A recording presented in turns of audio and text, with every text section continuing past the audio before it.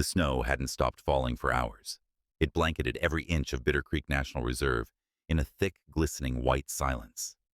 Winter here wasn't just a season, it was an isolation, a test of endurance. Only the toughest dared venture this deep into the Wyoming wilderness. Rangers like me, Thomas Grady, 42 years old, 20 years in the field, were among the few who did. But this wasn't one of those days where I was out tracking illegal traps or helping lost hikers. I wasn't on patrol. I wasn't even standing. I was shackled, quite literally, to a tree. Heavy chains wrapped around my torso and arms, pinning me against the trunk like some broken ornament. My wrists were yanked behind me, already torn raw from struggling. My uniform ripped, soaked in melting snow and dried blood. I couldn't feel my fingers anymore. My lips were numb. The cold had eaten its way under my skin. My breath came in shallow gasps, each one burning. It had been 2 days, 48 hours, since they ambushed me. Voices distorted by ski masks. They had demands. Land access they wanted to exploit the reserve for everything it was worth. Logging, poaching, God knows what else. And when I said no, they beat me, shackled me up like an animal, and left me here miles from any known trail to disappear. A warning, or more likely, a death sentence. I was slipping in and out of awareness, barely clinging to the edge of reality. I'd hallucinated a few times already, trees, moving, people calling my name. So when I heard the crunching in the snow, I didn't trust it. Not at first. It started soft, just a whisper in the wind. Then thuds, slow and deliberate. Something moving, no multiple somethings. I forced my swollen eyes, opened my vision, a blur of white and shadow. Shapes were approaching, low to the ground, dark silhouettes against the snow. My chest tightened. Wolves. Old training echoed in my head. Don't move. Don't make eye contact. Don't show fear. But then, something clicked. These weren't wild animals. No. They were German shepherds. 5 of them. Thick-furred, disciplined. Snow clung to their coats, but their eyes, alert golden, told me everything I needed to know. These weren't strays. They moved with precision, purpose, training. The largest stepped ahead of the pack and sniffed the air. His posture was regal, commanding. He looked straight at me, and instead of barking or growling, he sat, calm, composed, proud. Another dog padded up and sniffed at the chain. One circled the tree. The rest spread out, scanning the area in formation. Tactical, like soldiers. My eyes burned with tears, part wind, part disbelief. "You good boys," I managed to whisper. It was barely audible, but the lead shepherd twitched an ear and stepped closer. He had a scar over his left eye, deep old, a battle mark. And when he barked, it wasn't wild. It was sharp, intentional, a signal. The others sprang into action. One dug at the base of the tree, snow flying in bursts. Another leapt up, barking into the sky, a signal. It was as if they understood everything. The chains, the urgency, the time running out. Everything blurred again. My head slumped forward. Faint voices reached my ears. Human ones. Footsteps. Running. See him. Over here. A man burst through the trees. Police uniform. Behind him, handlers. The dogs had done it. They brought help. Before I faded into unconsciousness again, I saw him, the alpha, the scarred one. He didn't move, just stared at me with this look that pierced deeper than any human gaze. It wasn't curiosity. It wasn't confusion. It was recognition.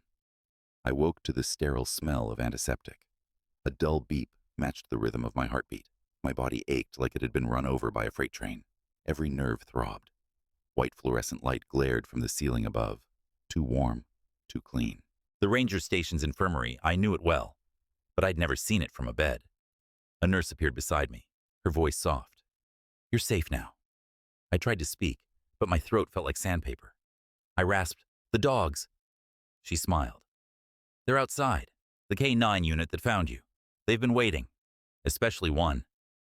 She didn't have to say it. I knew she meant the one with the scar. Later that day, Sheriff Dalton arrived. 50-something, sturdy, stoic, the kind of man who never blinked unless he had to. He sat down heavily beside me. "Grady, you've got one hell of a story." How did they find me?" My voice was barely a whisper. Dalton leaned back, arms crossed. They were out on a winter training run. Storm hit. Dogs got separated from the handler. We thought they were lost, until they came back. Not to their checkpoint, to the main station, covered in snow, barking like mad. He smirked slightly. Rachel, their handler, knew something was wrong. She trusted them. Took an ATV, followed them back into the woods. He paused. They led her straight to you.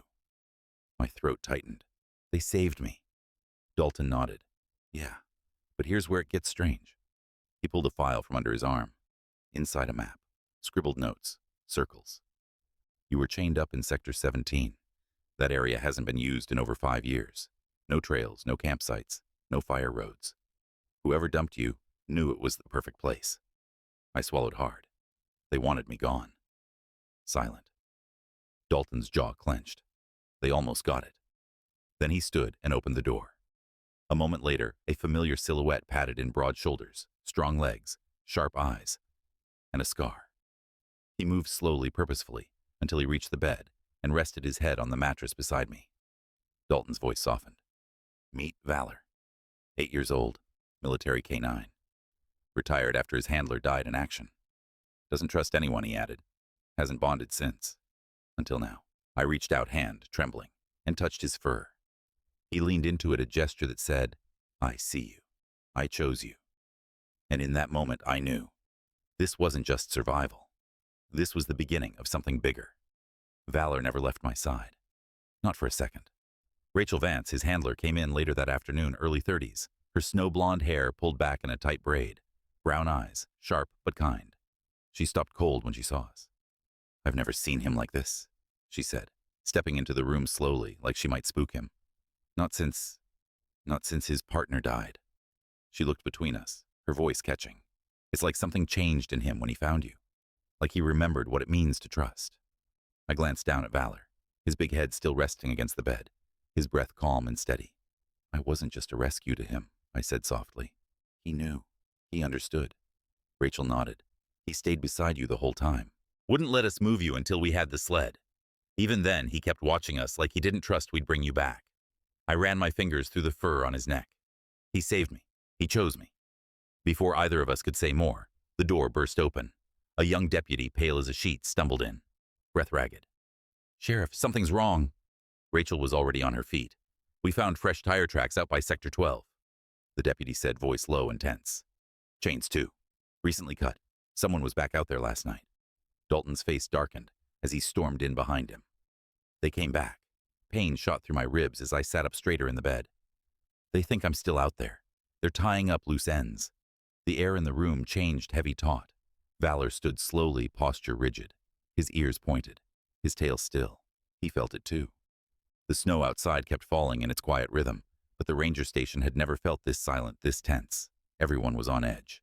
I sat near the side window later, wrapped in a thermal blanket, still healing, but finally able to think clearly.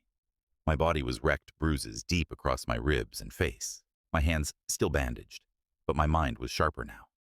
Valor lay at my feet like a sentinel, always watching, never fully relaxed. That scar over his left eye made him look fierce, but to me, it was more than a mark. It was a story, a history of pain and perseverance. Rachel came in quietly, holding a steaming cup of coffee, still refusing the painkillers. They fog my head, I said, accepting the mug. Can't afford that. She sat beside me, her voice low. We've got federal investigators coming in. This isn't just poaching. It's organized, coordinated, professional. I nodded, staring into the trees. Someone had gear, maps. They knew exactly where to leave me. Rachel followed my gaze. And someone made a mistake, I added, glancing down at Valor. He wasn't supposed to be there. None of them were. But they found me anyway. Rachel frowned. No one sent them. The dogs weren't deployed for rescue. They were training. Off course. I looked her in the eyes. Then something else sent them. She didn't argue, didn't laugh, just absorbed it. He hasn't left your side since she said. Even now, he waits for your permission. Won't respond to my commands unless you nod. I reached down, resting a hand on Valor's thick shoulder. He reminds me of the ranger I used to be, I whispered. Before all this, loyal, sharp, focused. Rachel hesitated, then leaned in. Do you think you'd want to work with him? I blinked. What do you mean he's retired? They said he was done. Too much trauma. She nodded. Technically. But I've never seen him like this. If you wanted to, adopt him, train with him, make him yours. He's already made his choice. I stared into Valor's eyes. There was something there, not just trust, but recognition. If he's willing, I said softly, I won't let him go. And then, just as I felt that warmth settle, Valor barked. Short, controlled, a warning. He stood abruptly, body tense, nose up. Rachel jumped to her feet. What is it, boy? Another bark, louder now. Then a faint sound metal, scraping, coming from the rear of the station. That's the garage door, I said, standing slowly, despite the pain. Rachel reached for her flashlight beam, slicing the room in a shaky arc. Stay here. I'll check. Valor growled, a deep, low rumble from his chest. He moved to block the door. Rachel froze. He doesn't want you to go alone, I said. Outside the window, a blur moved past. Just a flash too quick to identify. Then, the shatter of breaking glass. Rachel raised her radio. We've got an intruder south entrance. Before she could finish the call, a loud bang echoed through the hallway. I reached for the old hatchet hanging on the wall. We need to move. Valor was already ahead of us. His body low nose, down steps, soundless. Rachel followed close, gun drawn. We crept through the sleeping quarters, every corner shrouded in black. The backup generator hadn't kicked in. Our flashlights were our only eyes. Then breathing. Not ours. Coming from behind the generator room door. I signaled to Rachel. Valor was already locked on ears, pointed forward. We open that door, I whispered. We have no idea what's on the other side. She gave one nod, finger poised on the trigger. I kicked it open, nothing. Or so I thought. The flashlight swung left, then right, tools scattered, oil cans tipped, and then steel glinting in the dark. Back. Rachel shouted. A man lunged from the shadows, swinging a crowbar. I ducked just in time. Valor didn't hesitate. He launched forward, jaws clamping down on the man's arm. The weapon clattered to the floor. The man howled. Stupid dog. I grabbed the other arm, slammed him into the wall, adrenaline pumping. You were supposed to kill me and walk away, huh? I growled. He struggled, but we had him. Rachel cuffed him, quick voice steady as she read his rights. He grinned through bloodied lips. You think I'm the only one I froze? Check the perimeter. Rachel barked, already moving. More figures. More shadows outside. Gunfire crackled in the distance. West side, a voice shouted over the radio. They're breaching the garage. I turned to Rachel. They're not here for me anymore. They're here to erase everything. Valor barked again, sharp, urgent, unmistakable. Then he took off, bolting toward the main entrance, without waiting for orders. I was right behind him, running despite the screaming pain in my legs. Through the side window I saw them. 2 masked intruders breaking into the vehicle garage. One was already on a snowmobile, its engine revving. The other was armed, eyes darting. They're heading for the North Ridge, Rachel shouted, sprinting beside me. If they make it into the trees, we lose them. I looked down at Valor. You think you can stop them? He didn't answer. He just ran, through the emergency exit into the night. His paws barely touched the snow body, streamlined like a missile. He reached the clearing, just as the first snowmobile lurched forward. The man didn't see him coming. Valor collided with him, mid-chest. The intruder screamed as he was thrown backward, tumbling into a snowbank. The second figure raised his weapon, but I was faster. I hurled the hatchet. The wooden handle struck him square across the arm, sending the gun flying. Rachel tackled him seconds later. The fight was over before it truly began. Deputies swarmed in floodlights, slicing through the snow, radios crackling. Within minutes, the intruders were cuffed, disarmed, and restrained. I dropped to my knees in the snow chest, heaving. That's when I saw him. Valor limping toward me, blood dripping from his flank. He'd been hit. A graze just above the leg, but still he was hurt. I held out my arms, and he came straight into them, pressing his head into my chest. You saved us again, I whispered, holding him tight. You saved everyone. But something inside me shifted in that moment. This wasn't just about rescue. This was about purpose. Back inside, the ranger station was locked down, but the air was different now. Deputies moved with a new caution. Voices hushed. The 3 intruders were in custody, separated and silent. Valor was resting on a cot beside me, his leg bandaged, breathing even. Rachel entered a thick file in hand. They're not talking, she said. No names, no IDs, nothing in the system. I frowned. They knew too much. The terrain, patrol shifts, the generator's location. She handed me another file. That's why I pulled this. It was a station log. A few pages deep, I found it a maintenance request, signed 4 weeks ago. Civilian contractor Jack Melton. Access to the northern perimeter. Reason equipment maintenance. My name was on the approval line. except it wasn't my signature. Someone forged this, I said. Rachel nodded. And not just anyone. Someone with internal clearance. I clenched my jaw. You're saying this came from inside? She didn't reply. She didn't have to. That night, once the chaos quieted, and most of the team had retreated to the mess hall, I stepped outside for air. The snow had eased to a quiet drizzle. Valor padded beside me, tail swaying gently. Despite his injury, he moved like he still had work to do. Then I saw him. Sheriff Dalton. Standing alone near the northern fence line, arms crossed, staring into the trees. Couldn't sleep either, I asked. He turned a tight smile on his face. Something like that. I approached slowly. Strange place to think. He gestured to the woods. Funny, isn't it? All these years, I thought the greatest threat was the wildlife. I didn't respond. He sighed, rubbing his hands together. They were just trying to make a deal. I didn't know it would go that far. Chaining you up like that wasn't part of it. The words hit me like ice. You, I whispered. It was you. Dalton didn't flinch. You were always digging, always asking questions. They just wanted the permits, quietly. A little land, some logging, easy money. You wouldn't let it go. My hands curled into fists.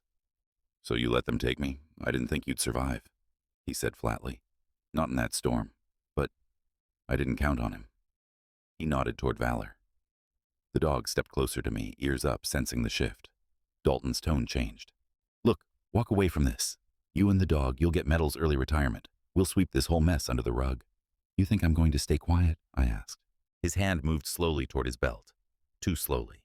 Valor lunged. Dalton crashed to the ground, pinned beneath 100 pounds of fury. And this time, I didn't stop him. I stepped forward, standing over him. You betrayed your badge. You betrayed me. Rachel and the deputies arrived seconds later. No one argued when I handed over the forged documents. No one spoke as Dalton was cuffed and walked away. But the damage he left behind, that would take far longer to clean up. Dalton's betrayal shattered something fundamental. The man who once handed me my badge, who fought fires beside me, who stood at my wedding, had orchestrated my disappearance like it was just another paperwork shuffle. And yet, he wasn't alone. That much was clear. The ranger station became a hub of controlled chaos. The mood was colder than the snow outside. Deputies spoke in murmurs, sidelong glances traded across rooms. No one said it out loud, but we all felt it. This was just the surface. Valor stayed close. Even after getting stitched up and bandaged, he never strayed more than a few steps from me.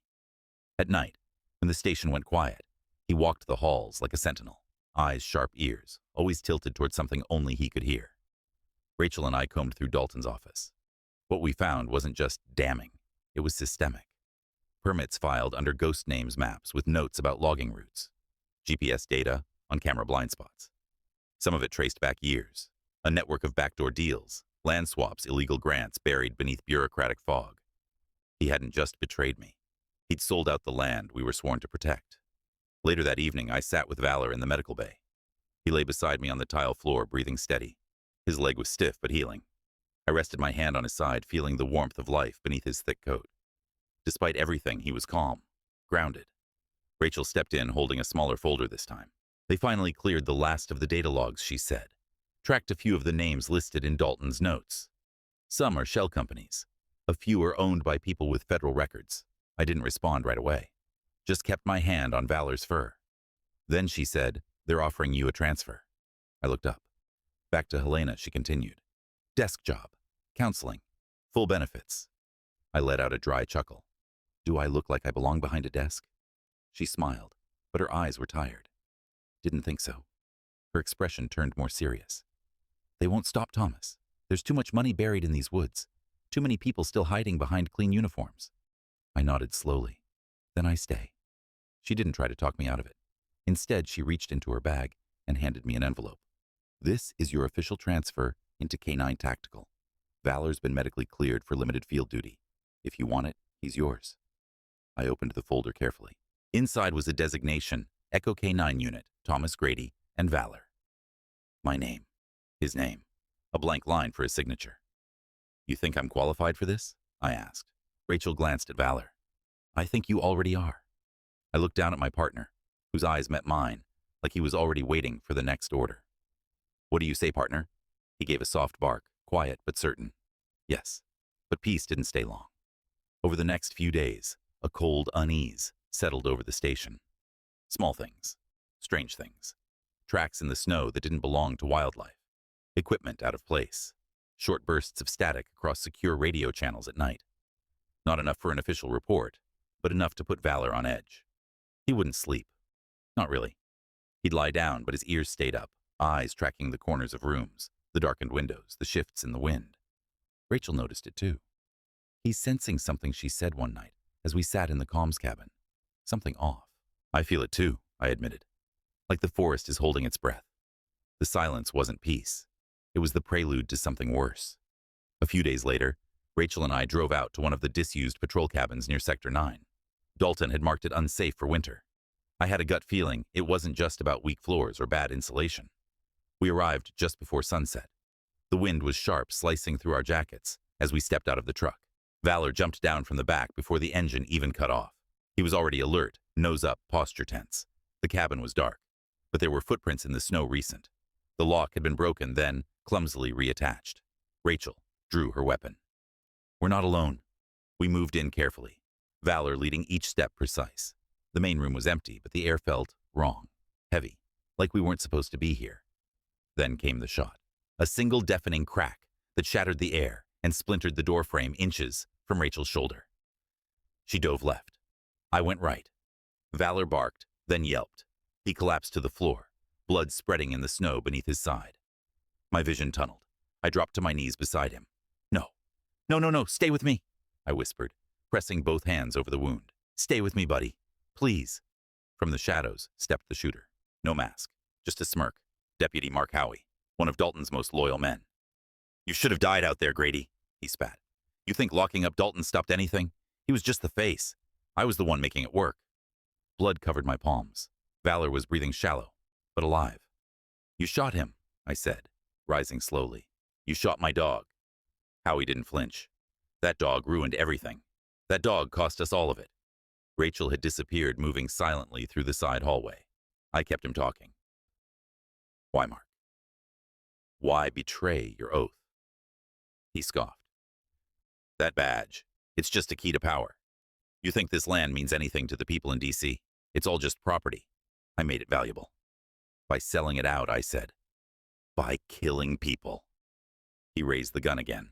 That's when Rachel struck fast, low, precise. A sweep to the knees. He hit the ground with a grunt. She was on him before he could react. Handcuffs clicked. Valor whimpered beside me. I rushed to him, cradling his head. We need to go now, Rachel said, already calling for the evac team. I wrapped Valor in my jacket and lifted him into my arms. Don't you leave me now, I whispered. Not after everything. Hours passed in a blur. We got Valor to the K-9 emergency unit at the state center just before midnight. They took him into surgery immediately. The bullet had missed his vitals by a matter of inches, the vet's words, not mine. A lucky angle, they called it. But it didn't feel lucky watching him lie there under the sterile light, motionless. I stayed by his side the whole time, refusing to sleep, refusing to leave. News of the attack spread fast. They called it the Ranger who was chained, and the dog who saved a man, and an entire station. Reporters started circling the station cameras in hand, eager for a soundbite. But I didn't talk to them, not until I could look into Valor's eyes again. And when he finally opened them, that slow, tired tail wag, I broke. I didn't cry when they chained me to a tree. I didn't cry when the cold nearly killed me. I didn't cry when I learned Dalton had sold me out. But that moment, watching that dog fight his way back from the brink, just to see me again, that cracked something open. You're coming home, partner, I whispered into his fur. Weeks passed.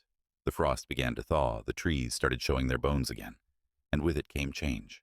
A new unit was formed. Echo K-9 Tactical Clean, vetted and built from the ashes of betrayal. I was named lead.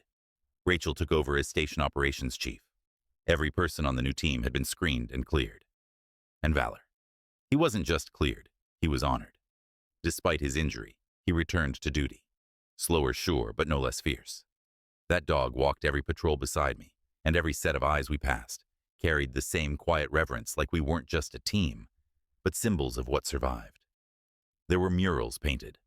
One in particular at the main lodge of a scarred shepherd, sitting proud under a pine tree watching over the reserve.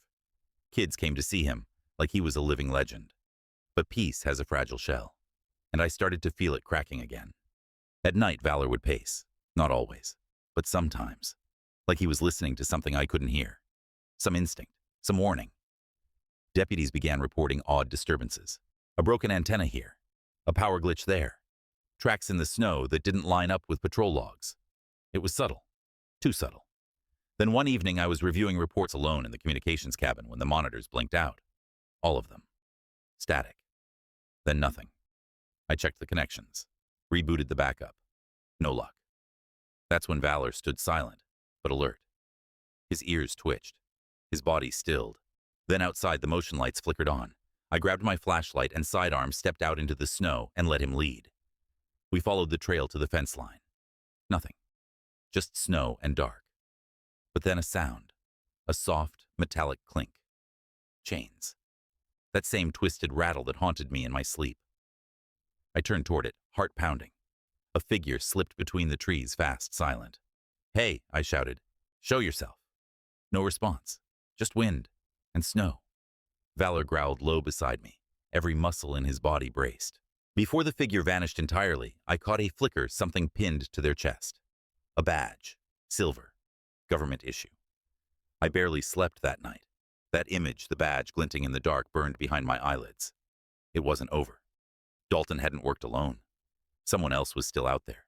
Someone on the inside. Someone with clearance. Someone with intent. By sunrise, the storm had cleared. Rachel called a response team together, but the tracks were expertly swept, like the intruder had never been there. No prints, no scent trail, no security footage. Just Valor still at the fence line, eyes locked on the tree line, like he was waiting for it to breathe. The bond between us had gone beyond obedience. It was instinct now, a shared rhythm. We didn't need words. We just knew. Something was coming. We had no name, no face, just a shadow in the woods wearing a badge. That was all it took to shatter whatever peace we thought we'd earned. A few days later, Rachel and I headed out to an abandoned patrol cabin near the northern ridge, one Dalton had marked unsafe for winter conditions nearly a year ago. But I never signed off on that report. And now it seemed like the perfect place to hide what wasn't meant to be found. The snow was deep. The truck groaned as we crawled up the trail. Valor sat in the back seat, upright, silent, and alert. As soon as we arrived, he leapt out before the engine stopped, nose to the wind, his body stiffening. Fresh footprints, a broken lock. We drew our weapons and pushed inside. The air was heavy. Old firewood lay untouched in the stove, but the air wasn't stale. Someone had been here recently. Then the silence cracked. A gunshot. Wood splintered beside us as the bullet tore through the cabin wall. Rachel dropped behind cover. I dove left. Then I heard Valor's bark, cut off by a sharp yelp. I turned and saw him hit the ground, blood blooming through the snow under his body.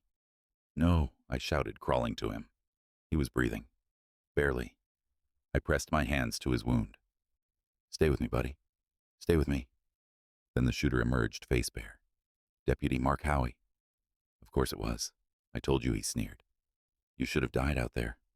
You were part of this," I asked, rising slowly. "I built it," he spat. "Dalton was the face, but I knew the maps. I laid the plans. You," he pointed a shaking hand. "You ruined everything. You shot him," I growled. "You shot my partner. He wasn't supposed to be here," Howie said. "That damn dog. You both don't get it. This land's not sacred. It's business. And we were finally cashing in. You're a disgrace to the uniform. You think you're better than me?" he hissed, stepping closer. "You're just a mascot now." A sob story with a scarred mutt. Rachel hit him from the side. 2 swift blows. He hit the ground hard, gasping, guns skidding across the floor. Handcuffs clicked. He was done. I rushed back to Valor. Blood soaked my jacket. His eyes opened weak, but there. "We need evac now," Rachel said into her radio. I wrapped my jacket tighter around him and lifted him into my arms. "You don't leave me now," I whispered. "You don't get to quit on me, partner." Back at the state K-9 unit, they worked fast. Again, the bullet had missed vital organs. It would be another surgery, another scar. But Valor would survive. That made 2 of us. When I sat beside his recovery crate, I finally gave the interview everyone had been hounding me for. But I didn't talk about betrayal, or revenge, or politics. I talked about loyalty, about sacrifice, about how the one who was supposed to save me didn't wear a badge or a rank but fur and teeth and a scar over one eye. In the weeks that followed, arrests came in waves. More names surfaced. More forged documents uncovered. It was deeper than any of us imagined. Private contractors, state officers, even a federal wildlife agent, all working in a quiet network to carve up the land and sell it piece by piece. But they underestimated one thing. We weren't alone anymore. We had Valor, and the whole world knew his name. The snow melted into spring. New trees were planted, old names removed from records. The forest didn't forget, and neither did we.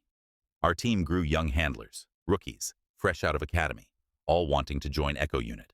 Rachel ran training, I ran patrols, and every morning I laced up my boots, clipped on my badge, and looked down to see Valor standing beside me ready. Slower now, a little grayer, but still sharp, still loyal, still mine. We weren't just partners, we were survivors.